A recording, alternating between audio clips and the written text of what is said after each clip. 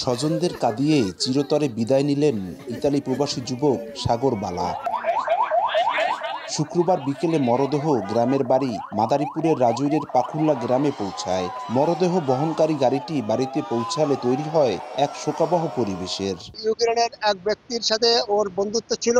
বন্ধুত্ব থাকার পরে ও কিছু টাকা ধার নিয়েছিল, কিন্তু সেই টাকা চাইতে গিয়ে ওকে নির্মমভাবে হত্যা করেছিল।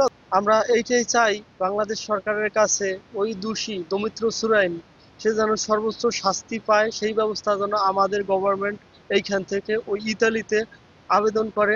2.5 বছর আগে ধার দেনা করে ভাগ্যের চাকা পরিবর্তনের আশায় ভূমধ্য সাগর পাড়ি দিয়ে ইতালি পৌঁছান 28 বছর বয়সী সাগর। কাজ করতেন সেখানকার একটি রেস্টুরেন্টে। গত 15 সেপ্টেম্বর নিখোঁজ হন সাগর। 8 দিন পর স্থানীয় একটি পার্কে তার খণ্ডিত মরদেহ উদ্ধার করা হয়।